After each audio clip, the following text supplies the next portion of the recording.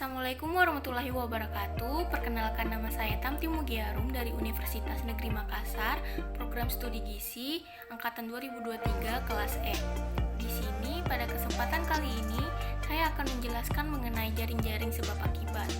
Tapi sebelum kita masuk ke topik inti pembicaraan, kita harus mengetahui apa pengertian dari penyakit. Pengertian dari penyakit itu sendiri, menurut World Medical Dictionary, penyakit adalah kegagalan dari mekanisme adaptasi suatu organisme untuk bereaksi secara tepat terhadap rangsangan atau tekanan sehingga timbul gangguan pada fungsi atau struktur dari organisasi atau sistem tubuh. Kemudian, kita harus mengetahui apa sih konsep dasar timbulnya suatu penyakit. Suatu penyakit dapat timbul oleh karena adanya faktor penyebab. Pengertian penyebab dalam epidemiologi ini berkembang dari rantai sebab akibat ke suatu proses kejadian penyakit, yakni interaksi antara manusia itu sendiri atau yang biasa disebut pejamu atau host. Yang kedua yaitu penyebab sakit atau agent, dan terakhir lingkungan atau environment. Nah, selanjutnya kita masuk di model timbulnya penyakit. Yang pertama itu ada segitiga epidemiologi. Model ini menjelaskan tentang mengenai 3 elemen penting segitiga epidemiologi, yaitu salah satunya agent atau penyebab sakit, yang kedua host atau pejamu, dan ketiga lingkungan atau environment.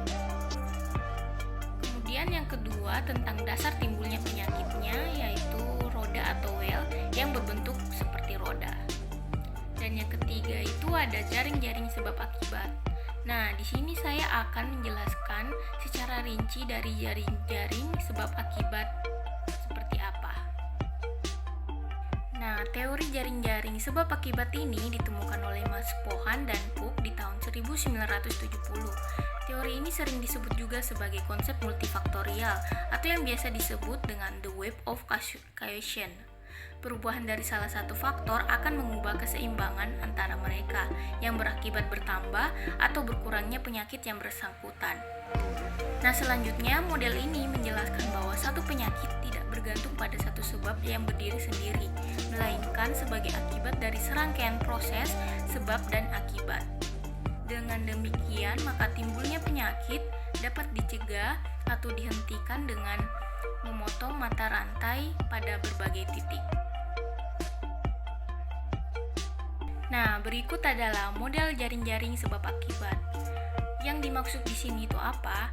Ketika kita berbicara mengenai penyakit, suatu penyakit itu terjadi disebabkan oleh banyak faktor. Ternyata ada faktor 1, faktor 2. Kemudian faktor 1 atau faktor 2 ini disebabkan oleh banyak sekali faktor lainnya juga. Itulah adalah model dari jaring-jaring sebab akibat. Jadi penyakit disebabkan oleh banyak sekali faktor lainnya. Seperti contohnya, terjadinya penyakit kurang gizi. Maka faktor mempengaruhinya daripada gizi kurang ini yaitu adanya faktor kemiskinan itu sendiri. Kemiskinan itu sendiri akan berdampak pada pendidikan, produksi bahan makanan yang rendah, daya beli yang rendah, dan fasilitas kesehatan yang kurang. Oke, kita mulai dari pendidikan. Kalau semisalnya tidak sekolah, maka akan berakibat pengetahuan yang rendah.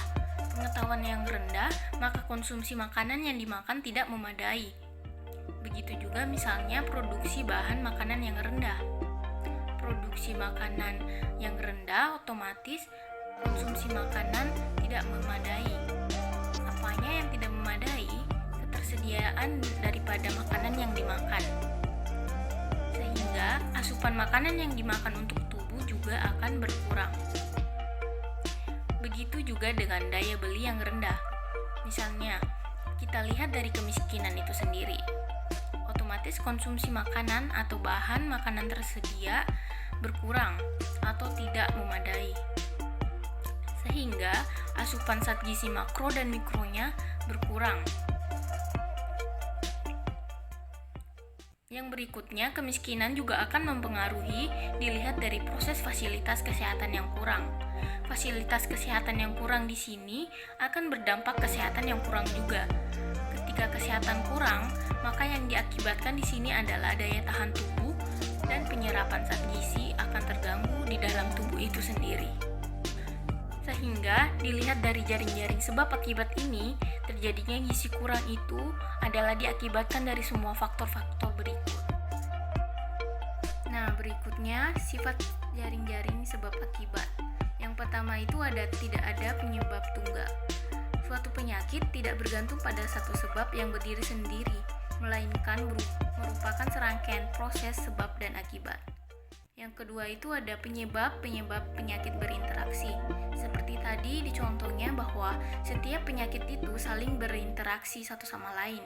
Seperti halnya gizi kurang, yang erat kaitannya karena kurangnya pengetahuan, yang dimana pendidikan dan pengetahuan itu saling berkaitan. Yang ketiga itu interaksi kompleks faktor.